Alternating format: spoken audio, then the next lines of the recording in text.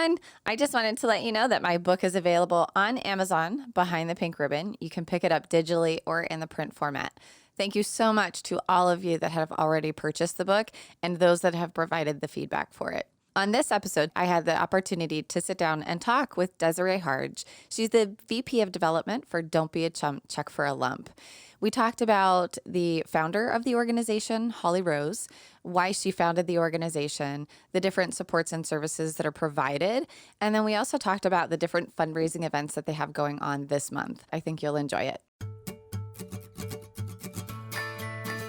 Welcome to Behind the Pink Ribbon, where we share stories, information, and other content related to breast cancer. My name is Melissa Adams. I am a 12-year genetic breast cancer survivor. I've learned so much through my own journey with breast cancer. I have met some amazing people along the way, many that have become lifelong friends. I have experienced the emotional roller coaster of a breast cancer diagnosis, heartache, anger, frustration, loneliness, and even gratitude. Through this podcast, we will speak to breast cancer survivors, supporters, and healthcare professionals to gain insight and understanding behind the pink ribbon. I'm here today with Desiree Hardge. She is the VP of Development for a local Arizona organization called Don't Be a Chump, Check for a Lump. So we have you live in the studio. Thank you so much for joining us. Yes, thank you for having me here, having us on your podcast. We are very excited to be here. Absolutely. So I want to talk a little bit about the organization. I want to first start with how it was founded, why it was founded, when it was founded. So some of those details. So I know that you're not the founder. Right. Holly Rose is the founder. Absolutely. So I'd love to hear a little bit about her story Absolutely. with breast cancer. So Holly went through breast cancer at the tender age of 39. She found it from a post that was on Facebook called Fill Your Boobies. And she had yet to have a mammogram. So she goes and she does her self-exam. And sure enough, there was a lump. She went through an entire year of extensive chemotherapy treatment, medicines, the process to heal her body again from the devastating disease of breast cancer. And after that, and I should actually go back through that process. She researched, she learned more about breast health, breast cancer, why she may have been diagnosed with it, and just more of the preventative side of what she could have perhaps done to lower her risk of breast cancer. And so after that, she made a vow to herself that she would not want to have anybody go through what she went through. So she started Don't Be a Chump, Check for a Lump. And that was back in 2009. And at 39, she wasn't at the age that she would be going for a mammogram. Exactly. And so it was just kind of by chance that she found something and was like, maybe I should do a self-breast exam. Exactly. It was that post on Facebook, the Fill Your Boobie post, that prompted her to do the self-exam. And then she found, something suspicious. She felt something, I should say, suspicious. And then she went in and sure enough, it was stage 3 breast cancer. And that truly is kind of crazy to just see a post on Facebook, not really thinking about it, not having been doing self-breast exams. And then all of a sudden, just like, oh, okay, yeah, I'm gonna give that a shot, and absolutely find something. Absolutely, it speaks to the imperativeness of education and prevention, and women having a sound understanding of breast health. And so for self-exams is very important because 70% of breast cancer is found through self-exams. It prompts one to, of course, check their breasts. And then if something suspicious, within the map in which they've created in their head is, an outlier, if you will, then they go and they have a screening and knock on wood, it's benign, but most times it's not, unfortunate, and it is a tumor and you have to go through the process. And hopefully, it's at a young stage, at a lower stage, as opposed to a 3 or 4, which is more critical. And the percentages of surviving, of course, decreases, unfortunately. Right. And the craziest thing for me, I think, is just through hearing so many different stories with recording the podcast, so many people find theirs that way, where it's their first time doing something. So it's a first time for a self breast exam and then they find something, or it's their first mammogram and they find a lump. It's really just kind of crazy to me that for so many, it's their first and sometimes their last mammogram that happens. And they have a diagnosis. So. Absolutely. I can tell you a little bit about myself. At the age of 27, I did a self-exam, and long story short, went to my doctor immediately, like the day after. It took 72 hours. I went to, the specialist that he recommended me to go to, and it was benign. But within that 72 hours, I had thought my life was over. I'm like, there's a lump. It most likely is breast cancer. Breast cancer does not run in my family. However, I thought the worst of it, and thank God it was benign. But to be handicapped for that extended amount of time, I mean, I'm talking about like emotionally, psychologically, and physically. I didn't want to do anything until I got the word back. It was horrible. Yes. It was horrible. And at the time, I didn't have insurance. So I was lucky enough to have financial means to pay for the 26 out-of-pocket costs in total that it was to ensure that, it is benign, or if it wasn't, that I can proceed forward.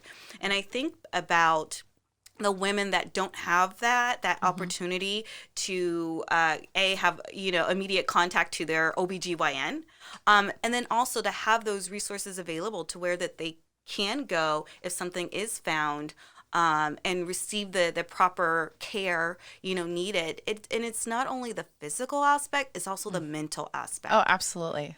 That's emotional. Greatly imperative, the emotional, absolutely. Yeah, for sure.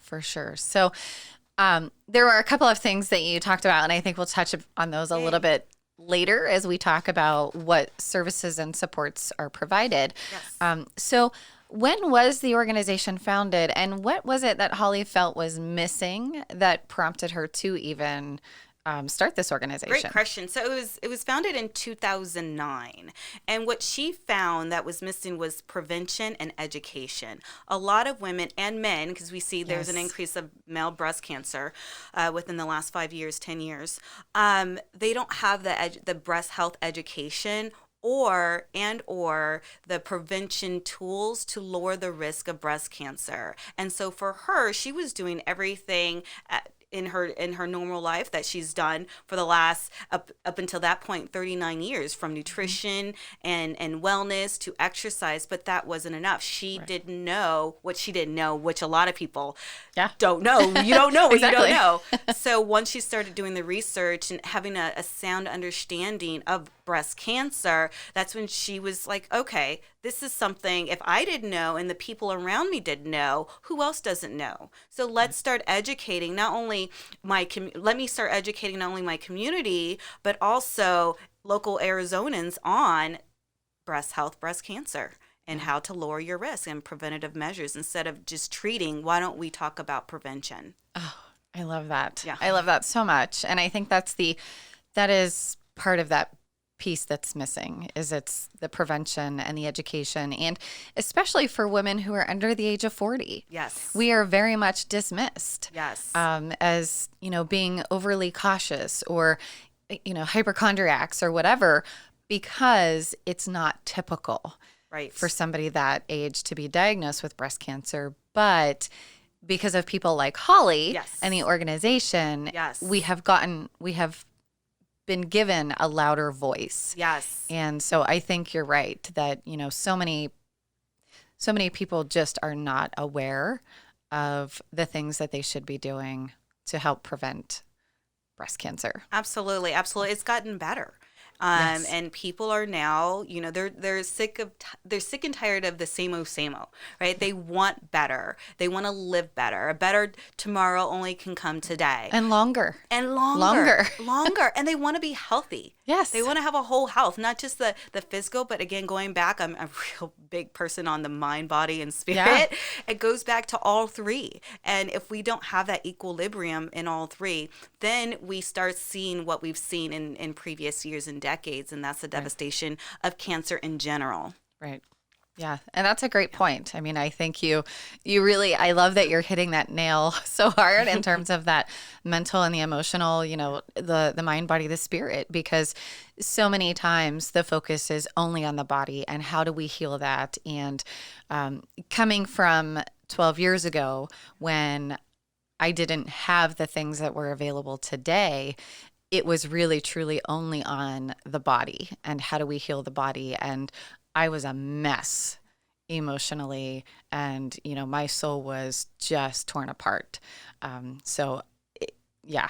Absolutely. It definitely is a process. Yes. And oftentimes we're getting better, we're getting better at realizing that it is the entire process. We no longer can just treat one aspect of it, but the entire. I mean, when we talk about the whole health of the woman, we really need to dissect and really have an understanding of what that looks like so that post, the chemo treatment and whatever treatment that she goes through, that she has a better life going forward than what she had when I mean, there previously. are just so many emotional aspects Yes. of cancer in general. Yes. And then when you look at a female cancer, sometimes you're looking at removal of breasts. Yes. And not that that is what defines you, but it still is a part of your femininity that is so hard to give up.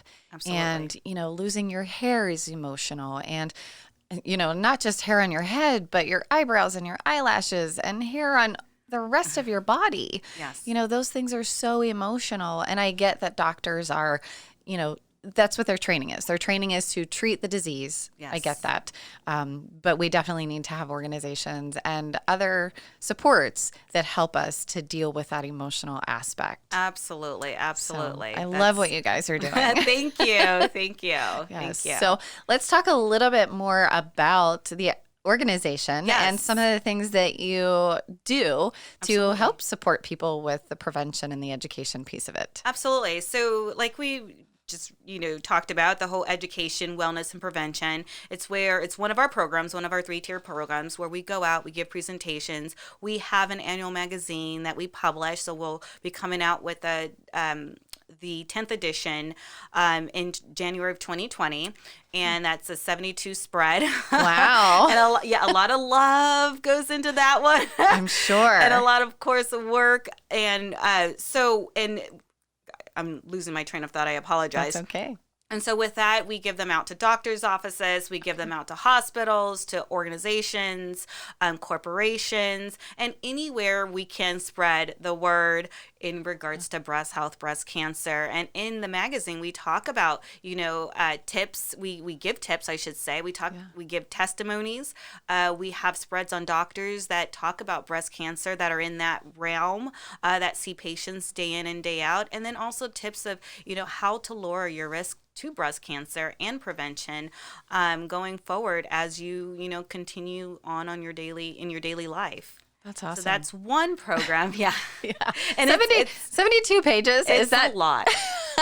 So is that typical or is that just celebrating 10 years? I know. So I started 2 years ago with Holly, and I believe at that time we had like 46 pages, and then the next year we had 60 something. So now it's at 72, and you see my eyes are getting bigger because it's just like, how big are we going to get with the magazine? Yeah.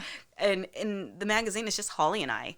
Wow. We do have some input from outsiders, but it's Holly and I that constructs the entire magazine to put forth so that we can, again, educate the public on breast health.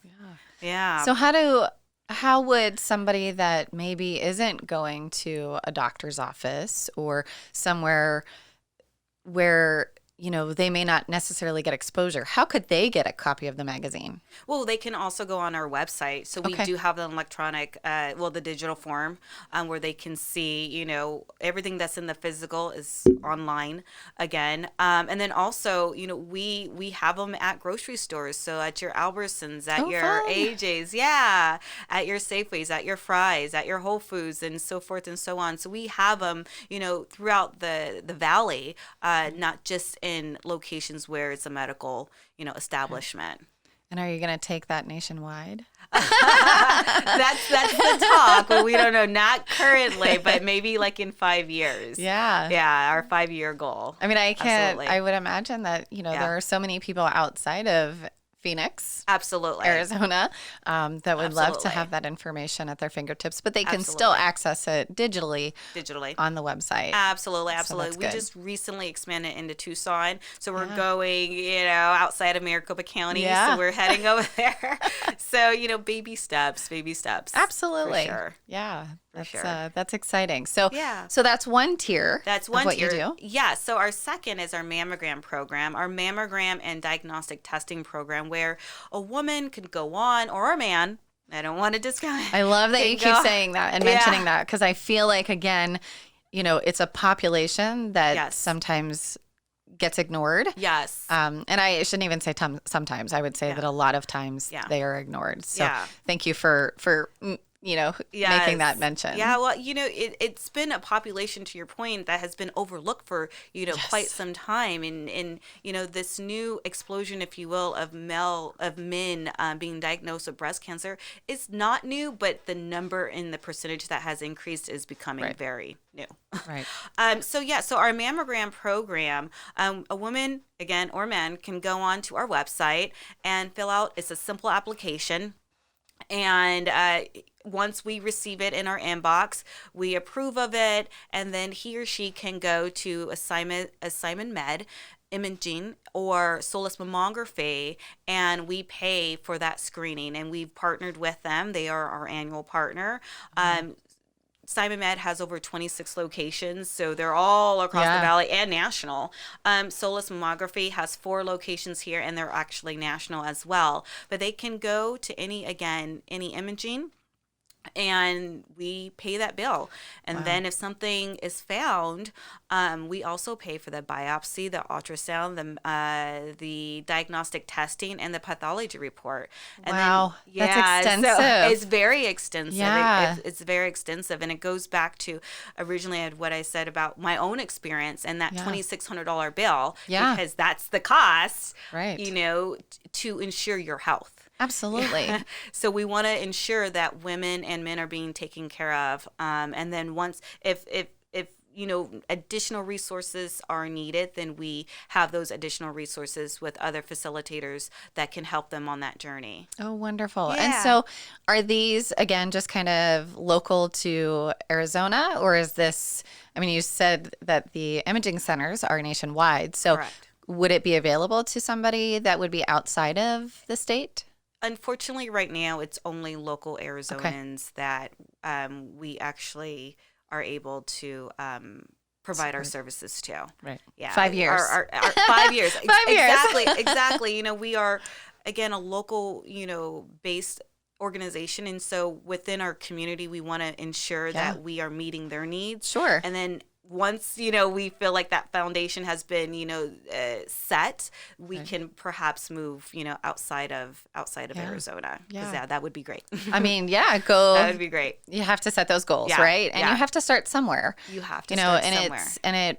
You can't, when you're setting up an organization like that, I know that her heart and your heart would be to help anyone anywhere. Yes. But it has to be realistic when you're starting out. Yes. And you have to have your focus. Absolutely. And know where to begin. And then from there, being able to expand. Absolutely. Absolutely. Yeah. Maybe one day we can be the breast health of, or should I say the Oprah of breast health. You get a mammogram. You get a mammograms for everybody. You all get mammograms. Yeah. And education and wigs for all. That's right. Yes, free mammograms to everyone. Exactly. I love that. So our third is our new WIG program. So can I want to go back to the mammogram program. No, absolutely. So how does somebody qualify for that? Do they have to be uninsured, underinsured? Great question. Yes. Uninsured and underinsured is their targeted population. Okay. Because oftentimes, we do have individuals that come that have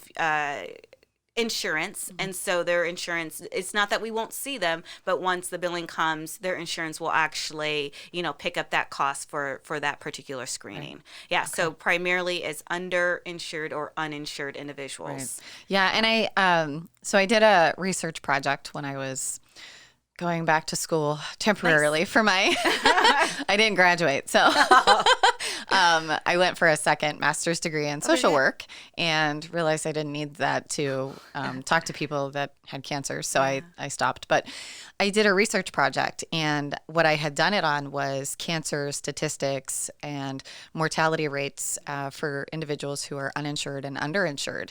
And it truly is the population of underinsured that is not getting the services that they need. Right. Because they don't fit into any category cleanly. Right. You know, they don't have the insurance that's adequate enough to cover expenses, and they don't qualify for maybe some state support, you know, like somebody who's uninsured might qualify. So it was pretty staggering when I actually started diving in to see, like, oh my gosh, it's not even the group that's uninsured, it's the group that's underinsured. Right. So I love that, you know, you guys are offering that support to that specific population again, because the mortality rates for underinsured individuals is so much higher. Absolutely, absolutely. And that's something that we've also found as well when it comes to individuals. I mean, we're talking about teachers, we're talking about, you know, women who are working, however, they're not working enough to be accepted into their insurance program, or they're working too much to be accepted into the state program. So they're the ones that are falling through the crevice. And that's where we can come in and be like, we have this incredible program. Yeah. How can we help better assist you? What can we do for you? Right. Absolutely. I love it. So third tier is the WIG program. Yes. And this is Holly's baby. She loves, you know, the WIG program, because it has such a profound, not that the other two don't, but the WIG program has such a profound impact on the women and their ability to battle and beat breast cancer. The ACS, American Cancer Society, did a study not too long ago where they showed 86% of women who wore a wig had confidence to battle and to beat, again, breast cancer. And so for us, we want to ensure that women have that, of course, confident, because again, Holly is a survivor, so she knows how it felt, and she knows how it feels when you don't look like yourself. Yeah. And so she wants to ensure that women are being, you know, taken care of. And this is one way that we can take care of them, is they come in and they fill out, well, actually go online, they fill out an application, and next thing you know, we can send them to any wig shop and we pay the bill up to $250. So we're very excited about being able to do that. And currently it's up to one a day that we're providing women, wigs too. So and so how does somebody qualify for that? So they fill out an application and they send us their doctor's report, and then we approve, and then they go and pick out a wig, and then we get the bill. And so it doesn't have anything to do with insurance? Nope. No? Okay. Nope, so even somebody who has, you know, quote unquote, good insurance could potentially qualify for a wig. Absolutely. Absolutely. Most times their insurance company will pick it up. Right. But in the event that they're not, that they fall under, then that's where we can come in again and help out with that. Yeah. Wow. I mean, that's a lot of work. It is. That really is a lot of work, and it's so important. And I love that you have multiple things that you're doing that really support people at different places within their journey. Yes. You know, starting at the prevention and the education, and then helping, you know, hopefully through that prevention and that education, people are starting to do breast exams, and they're starting to, you know, hopefully go get mammograms or whatever if they are at that age where it's recommended, but also being able to support women and men who don't have the means to get all of those diagnostic testing done, and then taking it to that next step where, you know, if they want to have a wig, that you would offer that wig. So there are just so many layers to this, and it's really, I feel like, capturing so many people on so many levels, so many different levels. Yes. So that's and awesome. You know, we hone in on also meeting women where they're at, meeting women and men where they're at, because we understand, you know, the we understand how profoundly hard it is to get, certain resources within certain communities. So we want to ensure that we have mom, the mom mobile that comes out and have events, and we pick up, that bill as well. Or, we can go to an area and educate those on, again, breast health, in try to start moving that needle so that people start becoming more proactive in it. Yeah. Absolutely. I love it. Thank you. So you guys do a lot of events. Yes. I know you have one big event that you do. Yes.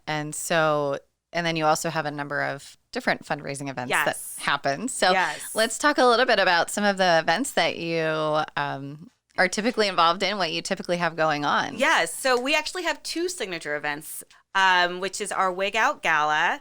It is in April this year, April 5th to be exact. And then we have our Pink Out 5K. So we're excited to have our Pink Out 5K. Woohoo. We've already, we were able to, get that underway and get that accomplished. And we were very happy about the turnout and how people responded to it. So we were very excited about that. Yes. So throughout the month of October, we have various fundraisers from various organizations that we have partnered with, such as Rudy's Barbecue, where they will give a portion of their proceeds for the month of October back to the organization. Last year they raised $10,000. Wow. This year, we don't know yet, so we're excited about that.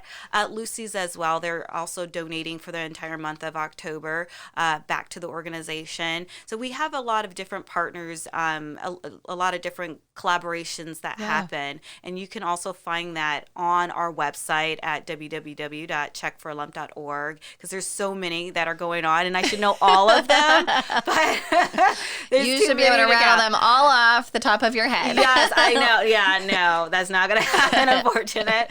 But there is a test at the end of this where we're going to ask a lot of questions about who, rapid fire, how much you get. Yes. Yeah. Well, that's cool. I mean, that's super, exciting that you have all of these collaborations with organizations throughout the Valley that support our mission. Exactly. Yes, our mission. And in doing so, they're supporting their local community and their local, the people where they work, play, and live. So they're not only, of course, supporting our organization, but more importantly, they're supporting our mission that helps people in our local community. Yeah, I love that. I love it so much. Thank you. So I know you mentioned it a couple of times, but so where can people go for more information?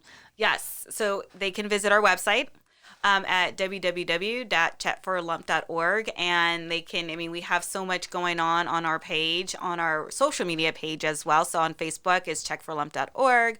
Our Instagram is checkforalump.org. So you can go on there and find us, and you'll get an array of different events that are happening throughout the Valley in the month of October. And then honestly, just throughout the year, we do, again, partner with various corporations and local organizations to ensure that, people understand that it doesn't just start and stop in October. Yes. Breast cancer. Yes. But Thank you. The entire year, so that we try and cover. Yeah. Yeah. Awesome. Thank you. Well, that was so much information. So many exciting things. I mean, really, I'm super excited to be able to share this podcast with people so that they can learn a little bit more about the organization, learn a little bit more about, what services and supports are provided and ways to support the organization. Absolutely. Absolutely. Yeah, we have a lot of volunteer opportunities. So, that's also on our website. And then just being an ambassador to breast health, whether you're with our organization or another, organization, breast health is breast health, and, anybody can say it, anybody can do it. And we encourage that. Yeah. And for everyone. And for everyone. Yes, everyone. Yes, everyone. Absolutely. Absolutely. Well, I want to take this time to say thank you so much for coming into the studio, being with us here today, sharing so much great information. Again, I love what you guys are doing, and I'm excited to be able to participate in some of these events that I know you guys have going on. That's a little selfish of me, but the Pink Out was great. Yeah. So I can't wait to do it next year. And we'll definitely have to check out the WIG Gala and see what that's all about. Yes, so thank you for having me on, and congratulations on your book, Behind the Ribbon, right? Behind the pink ribbon. Behind the pink ribbon. I apologize. That's okay. That's awesome. Yeah, it just launched October 1st. Yay. Congratulations to that. And hopefully I'll be out the whole dragon boating, right? Yeah. I haven't been out there in a long time. We need you back out. We'd like to see your face. I know Jolie's like, Desiree, you gonna come back? And I'm like, I am. I'm so sorry. So yes, thank you for all that you do and for this incredible podcast to bring a voice to breast health, breast cancer. And it's real women. This is real life. Absolutely. And we shouldn't be ashamed. We shouldn't hide from it. We should celebrate and talk about it, because by talking, creates that environment of impacting it even better. Right. And I have always felt one of my favorite quotes is, don't be afraid to share your story, because your story might inspire somebody else. Absolutely. Absolutely. And I love that. Love it. Well, thank you. Thank you for listening to this episode of Behind the Pink Ribbon. Don't forget to rate, review, and subscribe. If you or anyone you know would be interested in sharing your story, please send an email to podcast@behindthepink.ribbon.com.